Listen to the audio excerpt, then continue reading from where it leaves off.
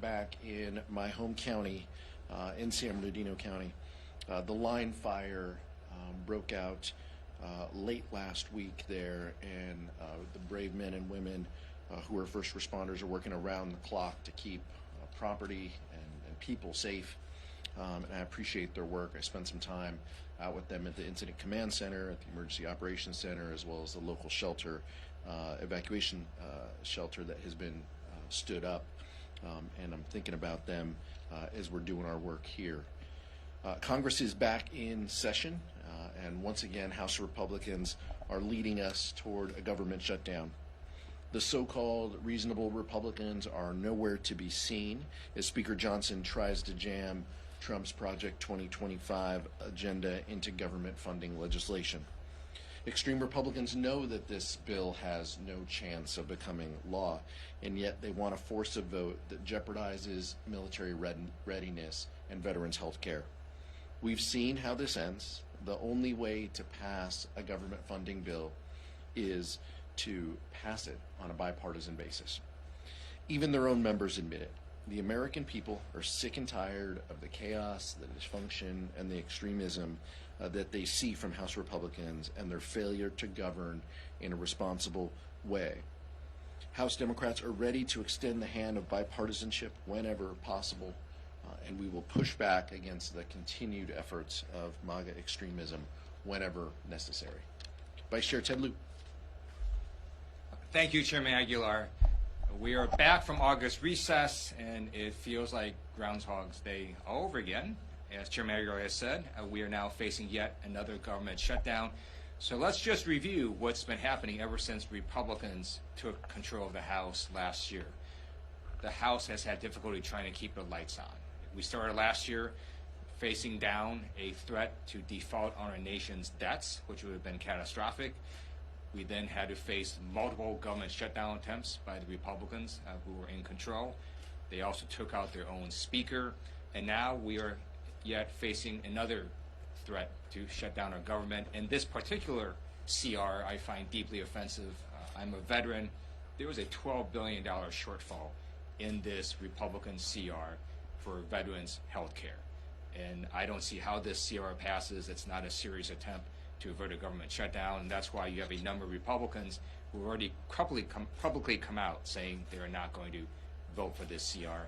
So I urge the Republican leadership to get serious, to put a serious CR on the table, and then we can do what the American people need us to do, which is to get rid of the chaos and dysfunction and make government run.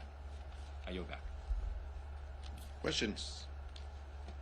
Max. One of the notable aspects of the CR is the attachment of the SAVE Act to it. Of course, 5 Democrats did vote for the SAVE Act earlier this year.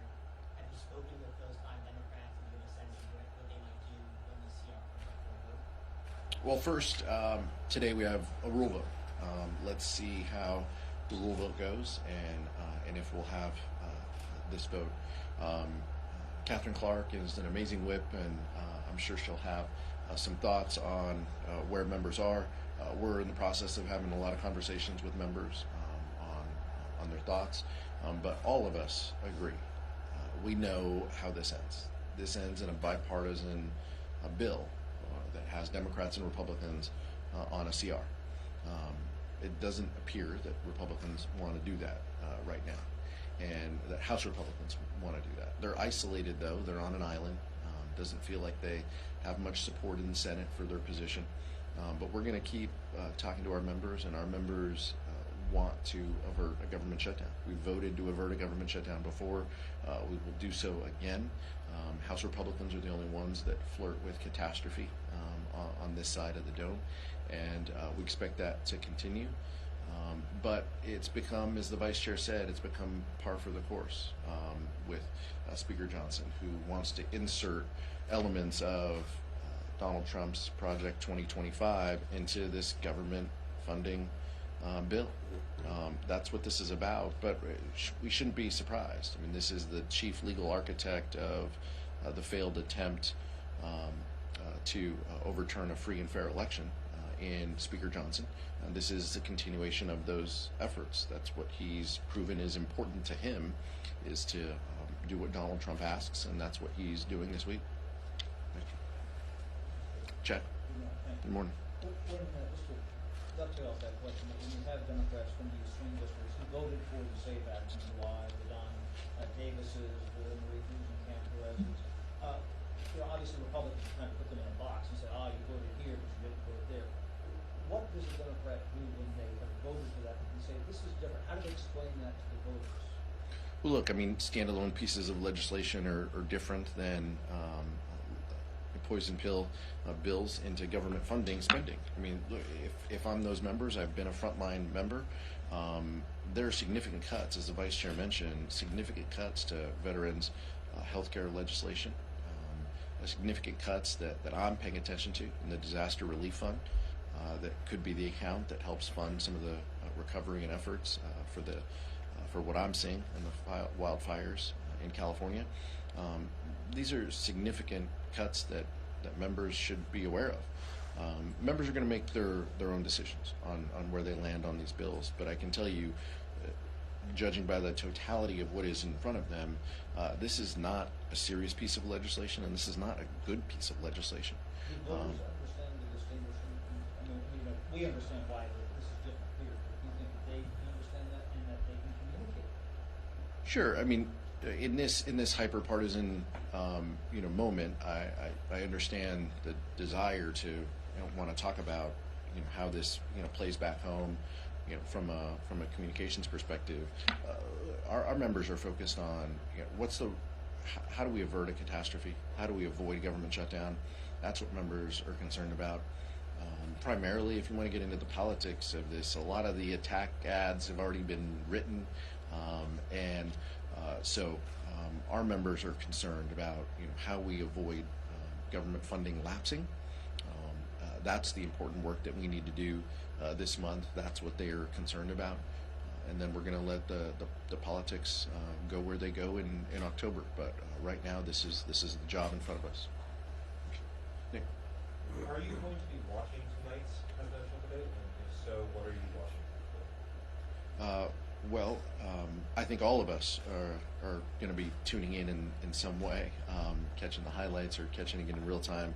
I will say, watching it on the East Coast is easier for us as West Coast folks. Sometimes 6 o'clock is a little too early. We're moving around, but yeah, I'll be watching it. I think I'll be watching it with the Vice Chair. What the American public is going to see is a stark contrast in two candidates. One who's a seasoned prosecutor who is going to make her case, and one who is a felon. One who is going to talk about women's reproductive freedom and their access to abortion care as health care, and the other who is going to take credit for overturning Roe v. Wade. One who is going to advocate for increased tax cuts to millionaires and billionaires, and the other who is going to talk about a tax cut for 100 million families across this country to bring housing more in reach for so many. That's what they're going to see, and I think that contrast is going to be on display, and we look forward to watching. But look, I mean, make no mistake, Donald Trump has been on a debate stage. He's the most of anybody in modern times. He's going to do what he's going to do, and he's going to speak to his base. But we know that she's going to be ready, and the Vice President is going to be ready and polished. I know the Vice Chair has known her a number of years as well, but we're excited for what we're going to see tonight. Kamala Harris has put in writing her plans for the future, such as reducing housing costs, going after corporate price gougers, reduce food prices, and protecting reproductive freedom. Donald Trump talks about Hannibal Lecter. So that's a choice we have in November.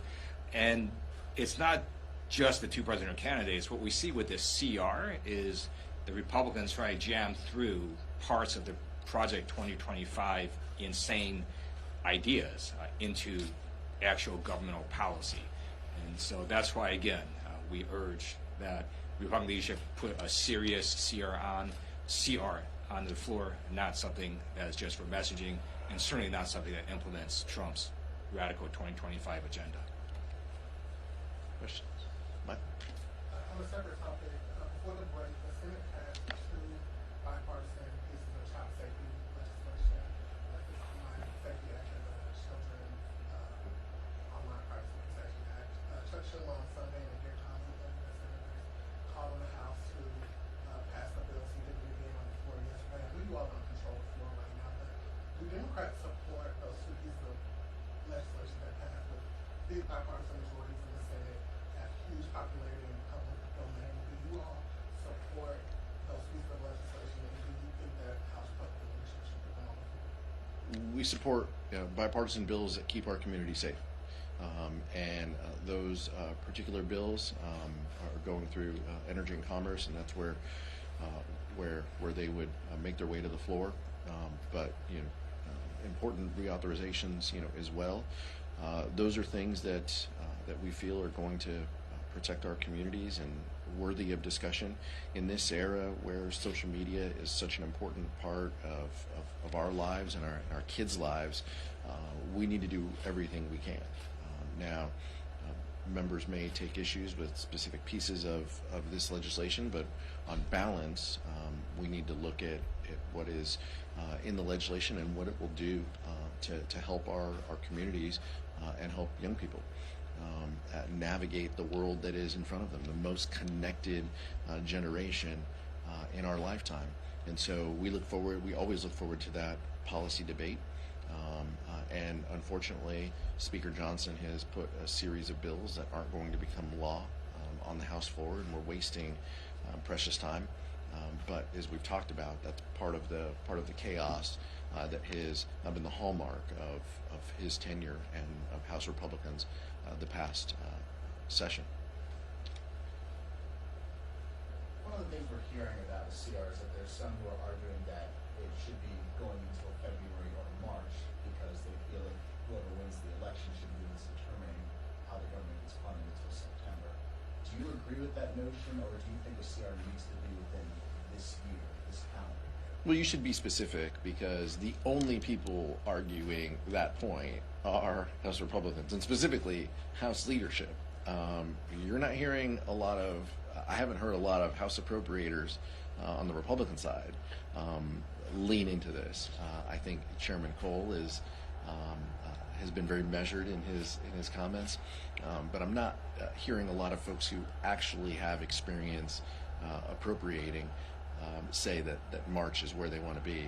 In fact, Susan Collins has pushed back against this. So this is House Republican leadership carrying this forward. I think it is important for the House to do its work as soon as possible by putting out a 6-month date. We're not meeting the needs of the American public, and we're giving up before even trying. And so I think what is important is to have a shorter CR to get our work done, and to have something done before the end of the year for the new Congress to begin. I think that's the most important thing. Thank you so much.